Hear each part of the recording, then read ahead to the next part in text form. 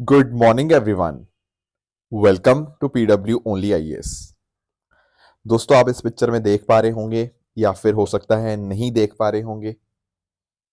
यहां पर ताजमहल की ये पिक्चर है जिसकी AQI अभी 390 के आसपास यहां पे चल रही है। तो आप यहां पे अंडरस्टैंड कर पाएंगे कि सिर्फ दिल्ली ही नहीं बल्कि पूरे के पूरे नॉर्थ इंडिया के अंदर यहां पर पोल्यूशन का बहुत बड़ा एक इशू आपको देखने को मिलेगा। इस टाइम हॉलीडे सीजन चल रहा है, ये आखिरी हफ्ता है इस साल का।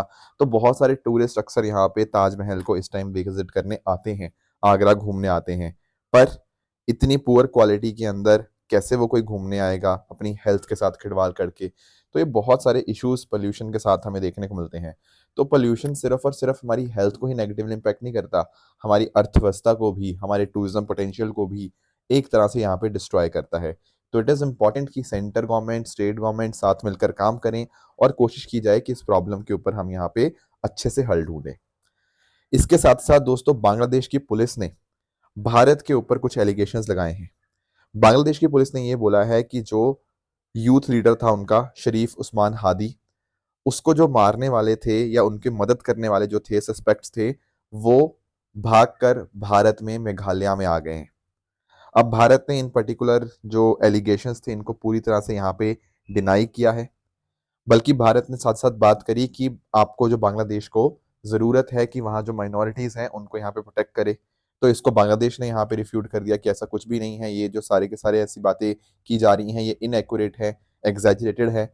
तो कहीं ना कहीं देखने को ये मिल रहा है कि दोनों देशों के बीच में आरोप वगैरह यहाँ पे लग रहे हैं। बांग्लादेश भारत के ऊपर आरोप लगा रहा है कि कहीं ना कहीं इसकी किलिंग के अंदर भारत का इनडायरेक्ट इन्वॉल्वमेंट था, या जो लोग हैं वो भागकर इंडिया में आ चुके हैं। पर इंडिया ने यहाँ पे अपने जो कंसर्न्स हैं वो यहाँ पे सामने रखे हैं बांग्लादेश के अंदर, कि वहां पर उनको कोशिश चाहिए कि माइनॉरिटीज को सही ढंग से यहाँ पे ट्रीट किया जाए लोगों के द्वारा।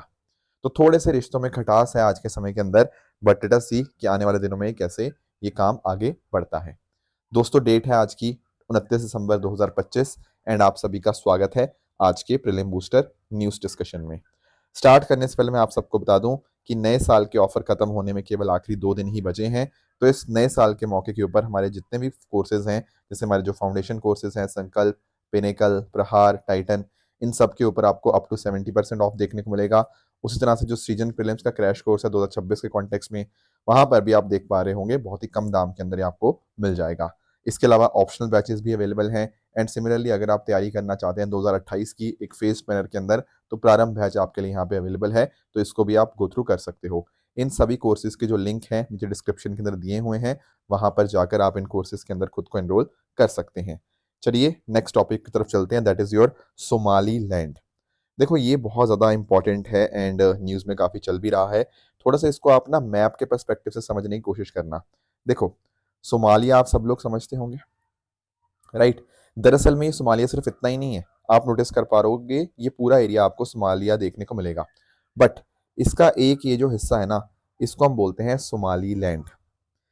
अगर हम थोड़ा इसकी हिस्ट्री में जाए ना, तो आप यहाँ पे अंडरस्टैंड कर पाओगे कि 1888 के अंदर ये ब्रिटिश प्रोटेक्टरेट बना।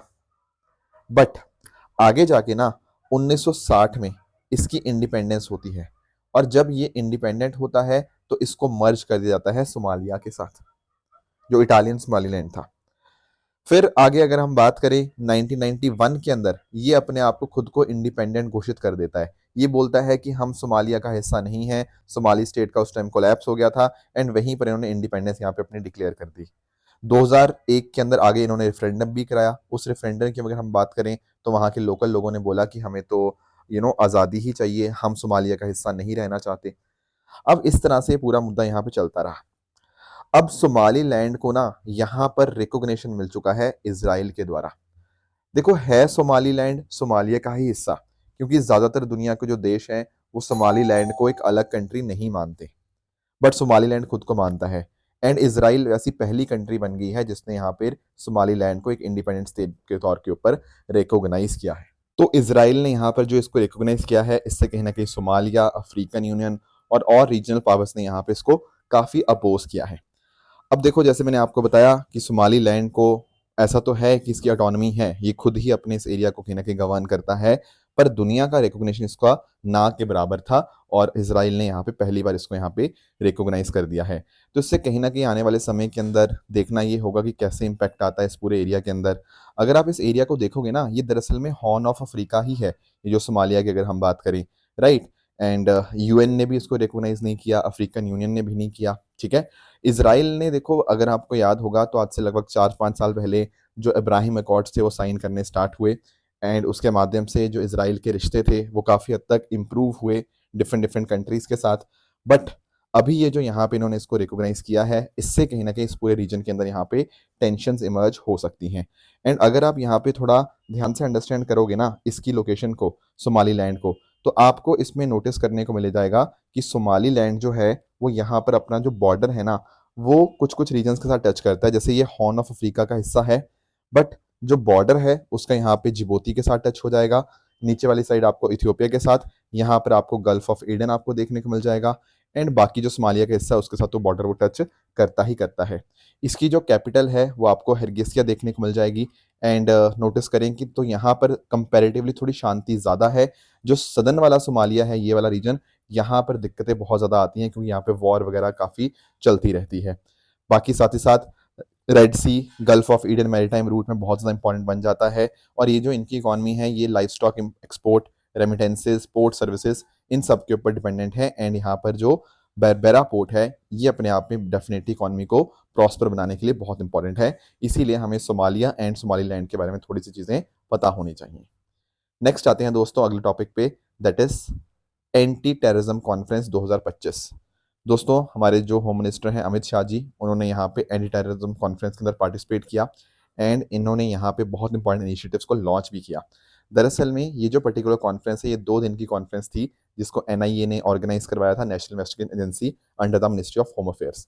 अब इसमें देखो बात पता क्या कही गई कि कैसे हम टेररिज्म को रोकने के लिए साथ में मिलकर काम कर सकते हैं।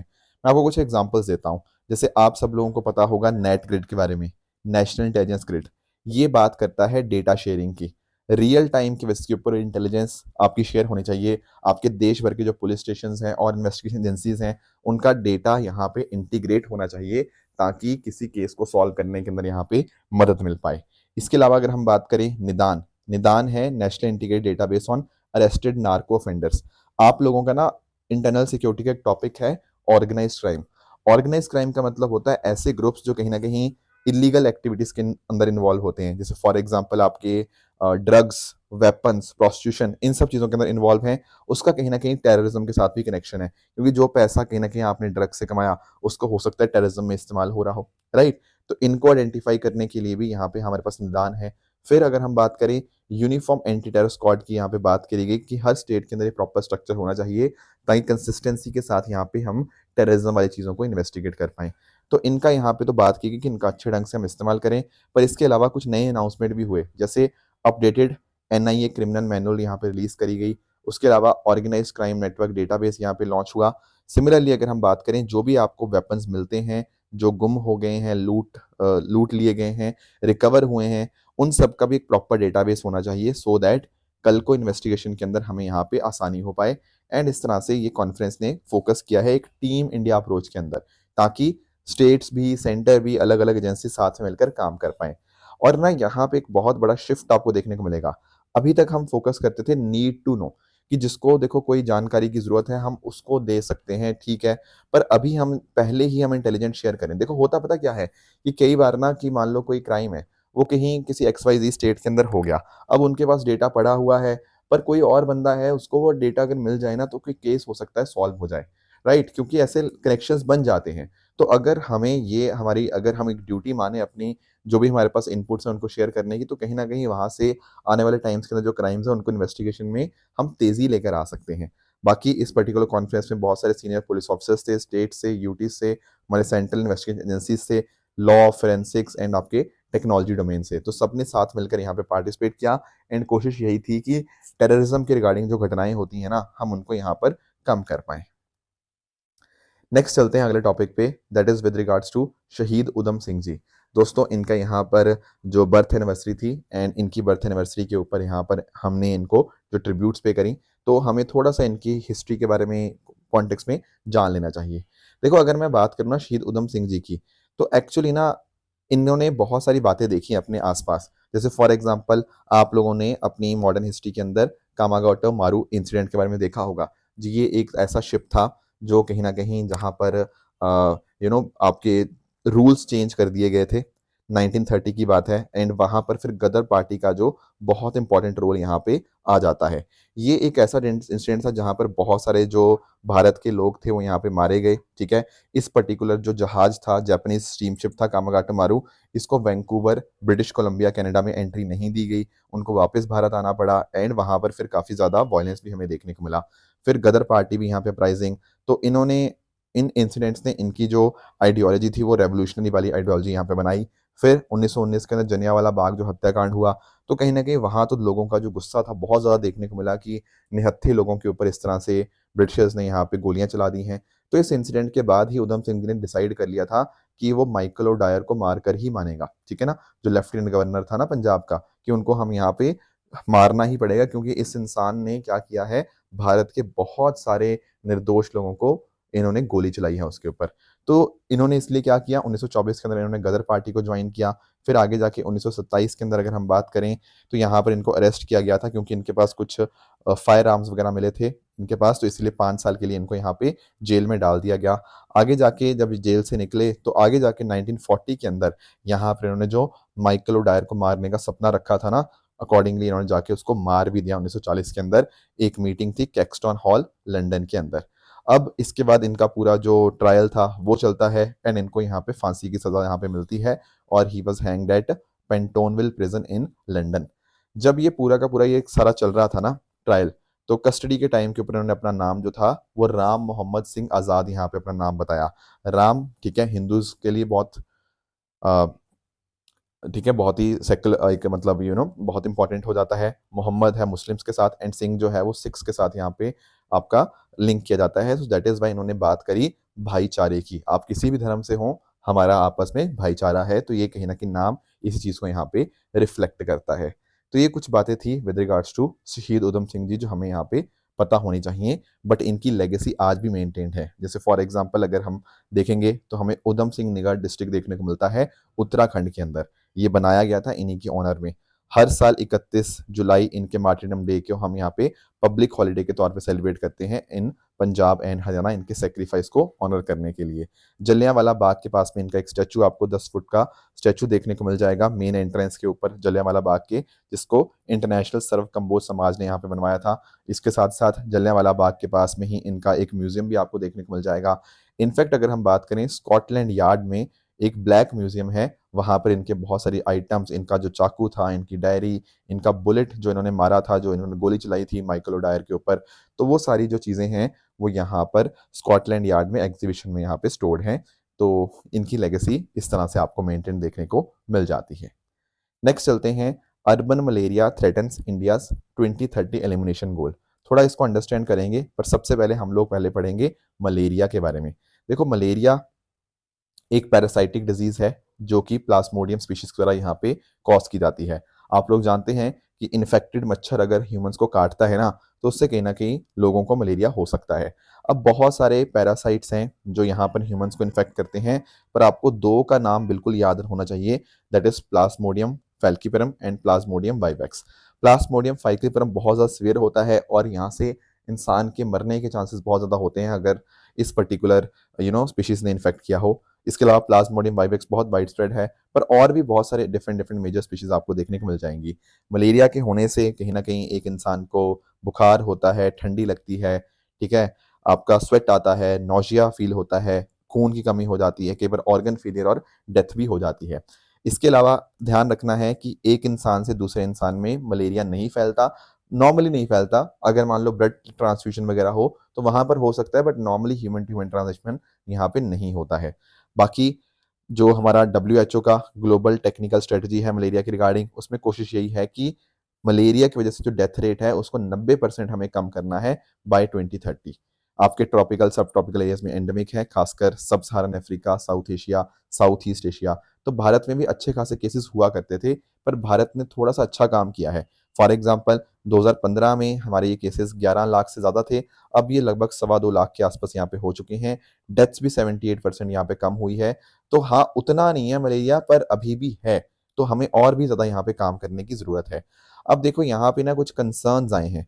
कंसर्न्स एक दरअसल में ministry of health and family welfare ने एक रिपोर्ट निकाली है, मलेरिया एलिमिनेशन टेक्निकल रिपोर्ट। अब इसमें बात की गई है कि भारत की जो कोशिश है 2030 तक मलेरिया पूरी तरह से भारत से खत्म करने की, उसमें एक खतरा पता किस चीज़ का है? अर्बन मलेरिया का। ये अर्बन मलेरिया बहुत ज़्यादा फैल रहा है और इसको फैलाने वाला कौन है? अनोफिलिस स्टेफेंसी मॉस्किटो, ठीक है? ये वाला मॉस्किटो जो है, ये बहुत ज़्यादा आपका मेजर कारण है इसके पीछे का।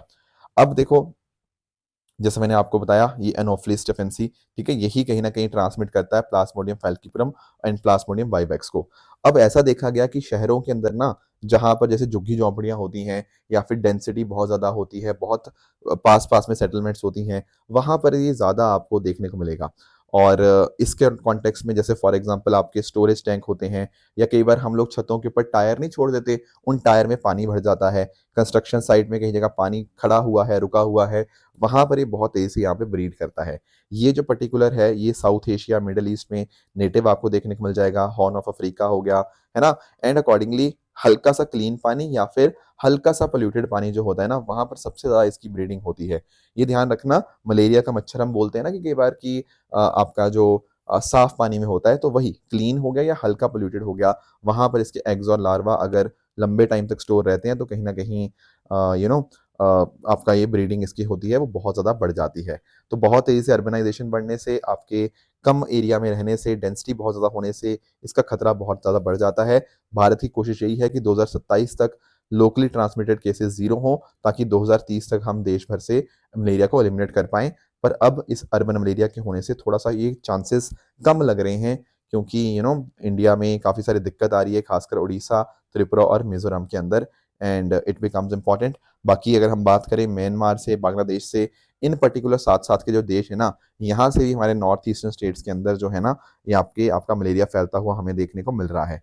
तो इसीलिए भारत यहाँ पे कोशिश भी कर रहा है, सर्वेलेंस सिस्टम हमने अपना बेहतर किया है, सप्लाई चेन को और इम्प्रूव कर रहे हैं, वेक्टर की मॉनिटरिंग हमने यहाँ पे स्ट्रॉन्ग कर दी है, राइट? एंड हमारे ट्राइबल एरियाज़ में, फॉरेस्ट एरिया में, बॉर्डर रीजन्स में हम यहाँ पे अच्छे से काम कर रहे हैं, और हमने रियलाइज़ किया है कि हर सिटी अलग है, तो हर सिटी के लिए जो प्लान होगा वो भी थोड़ा-थोड़ा अलग होगा, तो इसके ऊपर भी भारत जो है यहाँ पे वो काम कर रहा है। नेक्स्ट आते हैं अगले टॉपिक पे, that is with regards to Prakash Utsav. देखो, ये जो प्रकाश उत्सव है ना, काफ़ी बच्चे इसमें कन्फ्यूज़ होते हैं। प्रकाश उत्सव एक वर्ड है जो कि हम जो अपने गुरुज़ हैं, उनकी यहाँ पे उनके इम्पोर्टेंट डेज़ को हम सेलिब्रेट करने के कॉन्टेक्स्ट में हम बात करते हैं। जैसे गुरु नानक देव जी का भी प्रकाश उत्सव है, ठीक है? अभी यहाँ पे हम बात कर रहे हैं गुरु गोबिंद सिंह जी के प्रकाश उत्सव जी की, क्योंकि अभी क्या हुआ, इनकी जो गुरु गोबिंद सिंह जी जयंती थी 2025, उसको हमने यहाँ पे मार्क किया। तो इस बार ठीक है, इस पर्टिकुलर मौके के ऊपर पता क्या होता है, प्रकाश उत्सव के ऊपर जो गुरुद्वारे होते हैं, उनको यहाँ पर इल्यूमिनेट, मतलब उन पे लाइटनिंग की जाती है, ताकि प्रकाश मतलब लाइट को एक तरह से हम सिंबलाइज़ कर पाएँ। इसके अलावा अखंड पाठ होता है, जो आपका घरों पे रखा जाता है या गुरुद्वारे में भी रखा जाता है। प्रभात फेरी होती है सुबह-सुबह के टाइम के ऊपर, जो लोग हैं एक संगत के तौर में यहाँ पे चलते हैं। कम्युनिटी सर्विस हो गया, सेवा, लंगर का भी यहाँ पे होता है। एंड इस वजह से हम यहाँ पे जो हमारे जो गुरुज़ की हमारी टीचिंग्स हैं, उनको हम यहाँ पे रिकॉग्नाइज़ करते हैं। बाकी अगर हम बात करें, तो जो गुरु गोबिंद सिंह जी थे, जिनका जो कि 10th गुरु थे सिक्स के, ठीक है? तो उनके बारे में हमने पहले भी डिस्कस किया था। इनका जन्म 1666 के अंदर हुआ, पटना साहिब के अंदर।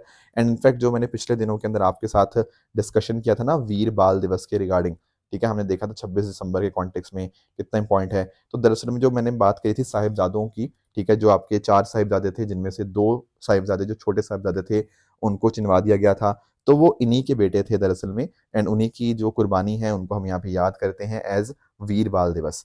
तो गुरु गोविंद सिंह जी ने खालसा पंथ की जो है वो साधना करी थी 1699 के अंदर, और इनकी जो टीचिंग्स है वो करेज, डिसिप्लिन और इक्वालिटी के ऊपर बेस्ड थी।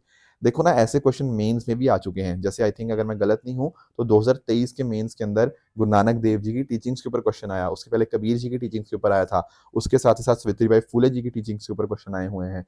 तो जो भी हम पर्सनैलिटीज़ पढ़ते हैं ना, तो इनके आपके प्रीलिम्स के पर्सपेक्टिव से तो इंपॉर्टेंट है ही है, पर मेंस के अंदर भी 10-10 मार्क्स के क्वेश्चन कई बार आ जाते हैं, इसीलिए हमें इनकी टीचिंग्स भी ध्यान रखनी है। बाकी इन्होंने जस्टिस के लिए बहुत इंपॉर्टेंट काम किया। आपके जो मुगलों की, खासकर अगर हम बात करें, औरंगज़ेब की जो टिरनी थी, उसको यहाँ पे उन्होंने लड़ाई लड़ी उसके अगेंस्ट। बाकी इनकी जो टीचिंग्स हैं, वो यहाँ पे दशम ग्रंथ के अंदर आपको देखने को मिलेंगी। और इन्होंने सारी जो टीचिंग्स हैं उनको यहाँ पे कंपोज भी किया। इनके बाद जो सिखों के गुरु हैं वो है गुरु ग्रंथ साहिब जी। एंड सिमिलरली अगर हम बात करें तो इन्होंने एक सुप्रीम सेक्रीफाइस दिया, क्योंकि आप नोटिस कर पाओगे कि इनकी जो माता जी थी वो भी, इनके पिता, एट द सेम टाइम इनके बच्चे, सब लोगों ने अपनी जो कुर्बानी है वो यहाँ पे अपने धर्म और देश के लिए यहाँ पे दी। राइट, तो ये कुछ बातें थी जो हमें प्रकाश उत्सव और गुरु गोविंद सिंह जी के बारे में पता होनी चाहिए। नेक्स्ट टॉपिक हमारे सामने है Subansiri lower hydro electric project. सबसे पहली बात देखो, ये आप जानते होंगे ब्रह्मपुत्रा रिवर के बारे में, है ना। एंड यहाँ पर आपको ये सुभानश्री रिवर आपको देखने को मिल जाएगी। राइट, अब सुभानश्री रिवर की अगर मैं बात करूँ ना दोस्तों, तो ये सबसे लंबी ट्रिब्यूटरी है ब्रह्मपुत्रा की। और ये आपका हिमालयास, जो आपका तिब्बत और अरुणाचल का बॉर्डर है ना, यहाँ से ओरिजिनेट होती है। आपका यहाँ पे एक ग्लेशियर है जिसका नाम है कांगड़ी ग्लेशियर। ये इस तरह से फ्लो होती होती अरुणाचल प्रदेश हो गया, असम से फ्लो होती है, फिर इस तरह से आपका ज्वाइन कर लेती है ब्रह्मपुत्रा को। एंड अकॉर्डिंगली इस तरह से ये साउथ की तरफ यहाँ पे फ्लो कर जाती है।